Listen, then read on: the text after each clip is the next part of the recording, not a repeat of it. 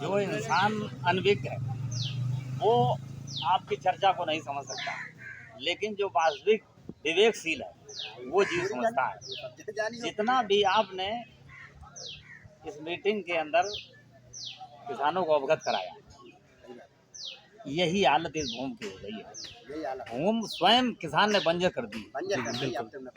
इसके बाद अब उसको कैसे उपजाऊ बनाना है, इसकी अगर कोई बताने वाला भी आता है तो कोई समझने वाला नहीं। बिल्कुल। बीच में इंसान अपना दिमाग लगा के उस शब्दों को काट देता है कि अब ये हो रहा, फिर आगे क्या होगा और कैसा होगा, फिर क्या अपनाना होगा, इस पर तर्क कर देता है।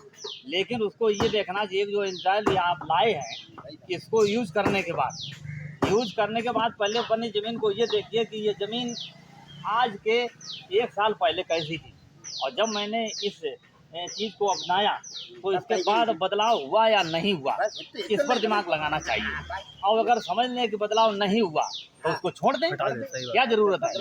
एक बार तो अपनाना चाहिए, एक बार अवसर देना चाहिए किसान को। इसके बाद जो भी आपने तरीका बताया, जब भूमि उसी जगह उपजाऊ बन जाएगी तो आपको ना तो यूरिया की आवश्यकता पड़ेगी, ना ज़्यादा खेती की आवश्यकता पड़ेगी, ना दवाइयों की आवश्यकता पड़ेगी। इसमें ये रोग लग रहा है तो इसके लिए हम दवा लाके इस रोग को ख़त्म करें। ये भूमि को शुद्ध बना देगी, और शुद्ध बनाने के बाद वही उपजाऊ होने लगेगी, हर चीज़ की मात्रा कम हो जाएगी साहब। बिल्कुल। तो एक बार इंसान को ये अपनाना चाहिए। क्या है, अब ये बताइए 1000 रुपये में ट्राली आएगी गुरु की, और 2000 रुपये में आप इसको डाल लीजिए 5 बीघे। और 5 बीघे में जब आप एक ट्राली घूरो डालेंगे तो 5000 का होगा, और 2000 की आप दवा 5 बीघे में डाल दीजिए एक बार में। दोबारा तो आप नहीं कह रहे कि इसको यूज़ करना, अगर फायदा हो तो यूज़ कर लेना, सही है। और ना फायदा हो तो उसको छोड़ देना। तो आपने तरीका साहब बहुत सुंदर बताया, तो इसको अपनाएंगे हम भी। अभी मैंने इसको जो है अपनाया नहीं है।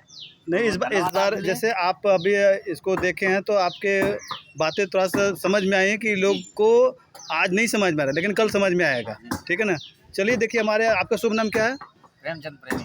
प्रेमचंद प्रेमी। चलिए, हमारे साथ प्रेमचंद प्रेमी जी हैं, जिन्होंने समझा और वाकई देखा, और आज के समय में जो चीज़ें समझ में आ रही उन्होंने समझा, और किसान भाइयों को अवगत कराया कि इसको डालना चाहिए, जिससे कि उनको फ़ायदा बहुत ज़्यादा हो। अभी कुछ और भी किसान बैठे हुए हैं जिसमें कि अभी बात सारी चीज़ें चल रही है। जैसे अभी राम भरोसे जी बैठे हुए हैं, जिन्होंने ये मीटिंग ऑर्गेनाइज़ करवाई थी। मैं चाहता हूँ राम भरोसे जी, आप भी अपना कुछ वक्तव्य रखिए कि आपको आज की मीटिंग का कैसा क्या सारी चीज़ें। हमने साहब मतलब इंसाला गेहूँ करवाया था अपने एक खेत में, तो उसमें बहुत अच्छा पैदा हुआ। उसमें 6 कुंटल का दिया इसी दवा को लगा।